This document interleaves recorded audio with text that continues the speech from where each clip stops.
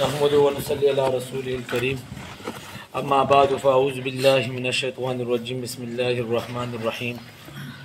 فرمایا ان اللہ لا یستحیی، بے شک اللہ تعالیٰ نہیں شرماتا اس بات سے کہ بیان کرے کوئی ایسی مثال جو تمہیں سمجھانے کے لیے ہو۔ بعوضۃ فما فوقہا، فرض کرو مچھر کی ہو یا اس سے کوئی بڑی چیز ہو، باریک ہونے کی صورت میں بڑی ہو یا موٹا ہونے کی صورت میں بڑی ہو۔ مثالیں تو سمجھانے کے لیے ہوتی ہے، چاہے چیز چھوٹی ہو بڑی ہو۔ جب بھی کوئی آدمی کوئی بات کرتا ہے، کوئی بات سمجھاتا ہے تو مثال دے کر سمجھاتا ہے، تو اسے کوئی فرق نہیں پڑتا، بات سمجھانی ہوتی ہے۔ حضرت عیسیٰ علیہ السلام کے زمانے میں یہودیوں کو پیروں اور مولویوں نے دین کا نقشہ بگاڑ دیا تھا، جس طرح آج کل اہل بدعت نے صحیح دین کا نقشہ ہی بگاڑ دیا ہے۔ یہودی اس طرح کرتے تھے کہ چھوٹی باتوں کی طرف توجہ دیتے تھے لیکن بڑی باتوں کی پرواہ نہیں کرتے تھے۔ حضرت عیسیٰ علیہ السلام نے ان کو سمجھانے کے لیے فرمایا کہ تم مچھروں کو چھانٹتے ہو اور اونٹوں کو نگلتے ہو، مطلب کیا؟ چھوٹی باتوں کا خیال کرتے ہو، بڑی باتوں کی طرف کوئی توجہ نہیں دیتا، ٹھیک ہے نا۔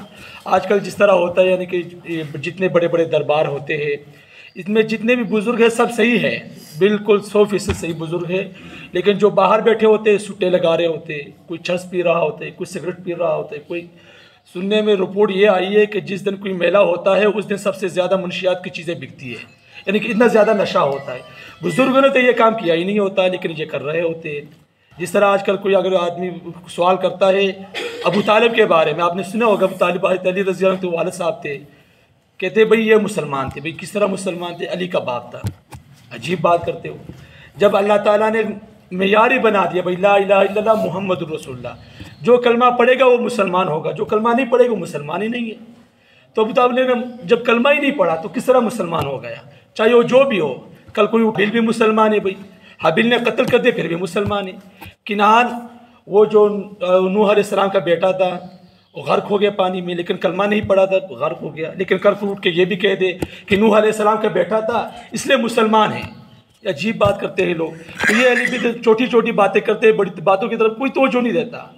کوئی نماز نہیں بتائے گا، کوئی کلمہ نہیں بتائے گا، کوئی روزہ نہیں بتائے گا، کوئی حج نہیں بتائے گا، لیکن ان چھوٹی چھوٹی باتوں میں لوگوں کو الجھا دیتے ہیں، ٹھیک ہے۔ اسی طرح کتاب میں ایک واقعہ لکھا ہے کہ ایک آدمی نے کنواری عورت کے ساتھ بدکاری کی، یعنی نعوذ باللہ زنا کیا، جس سے وہ حاملہ ہو گئی۔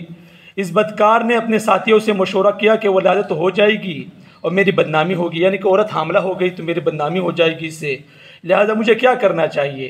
اس کو مشورہ دیا گیا کسی دائی سے مل کر اسقاط حمل کرے، یعنی حمل کو گرا دیا جائے۔ کہنے لگا کہ حمل گرانا تو مکروہ ہے۔ کیا کہا بھئی؟ حمل گرانا تو مکروہ ہے۔ اس نے اتنا خیال نہ کیا کہ حمل گرانا تو مکروہ ہے لیکن زنا کرنا جائز ہے۔ جس وقت وہ زنا کر رہا تھا اس وقت اس نے سوچا ہی نہیں کہ یہ جائز ہے ناجائز ہے، اور لیکن جب حمل گرانے کی بار آئی کہ بھئی یہ دیکھو یہ مکروہ ہو گیا، یعنی چھوٹے عمل کی طرف توجہ دی اور بڑے عمل کو چھوڑ دیا۔ یہی حال یہودیوں کا، چھوٹی چیزوں کا خیال کرتے تھے اور بڑی چیزوں کی پرواہ نہیں کرتے تھے۔ مثالیں سمجھانے کے لیے ہوتی ہے۔ فَأَمَّا الَّذِينَ آمَنُوا، پس بہرحال جو لوگ ایمان لائے، فَيَعْلَمُونَ، وہ جانتے ہیں کہ اللہ تعالیٰ نے جو چیزیں بیان کی یہ حق ہے، چاہے چھوٹی چیز ہو یا بڑی چیز ہو۔ اور بہرحال وہ لوگ جو کافر ہیں، فَيَقُولُونَ، پس وہ کہتے ہیں، مَاذَا أَرَادَ اللَّهُ بِهَذَا مَثَلًا، کہ اللہ تعالیٰ کا ارادہ کیا ہے ان چیزوں سے، مکڑی، مچھر، کتے، خنزیر کا ذکر کر کے اس کا مطلب ہی کیا ہے اللہ تعالیٰ کا؟ تو ان کے دماغ ٹھہرے ہو گئے تھے، اس وجہ سے یہ اعتراض کرتے تھے۔ اللہ تعالیٰ فرماتے ہیں یُضِلُّ بِهِ کثیرا، کہ اللہ تعالیٰ گمراہ کرتا ہے اس کے ذریعے بہت سے لوگوں کو، جو نہیں مانیں گے تو گمراہی ہوں گے اور ماننے کے لیے تیار ہی نہیں ہوتے۔ وَيَهْدِي بِهِ کثیرا، اور اللہ تعالیٰ اس کے ذریعے بہت سے لوگوں کو ہدایت دے دیں گے، کیونکہ وہ یہی کہیں گے کہ اللہ تعالیٰ کی طرف سے حق ہے، اللہ تعالیٰ جو کہتا ہے سچ کہتا ہے، ہمیں اس پر ایمان ہے، آمنا وصدقنا واتانا، بس اللہ تعالیٰ جو مسلمان ہیں وہ یہی کہیں گے کہ اللہ تعالیٰ نے جتنی چیزیں بیان کی ہے قرآن میں سب سچ ہے، تو مسلمان ہوں گے، وہ ہدایت پالیں گے، جنت میں داخل ہو جائیں گے۔ تو اللہ تعالیٰ ہم سب کو ہدایت کی توفیق عطا فرمائے۔ وآخر دعوانا الحمدللہ۔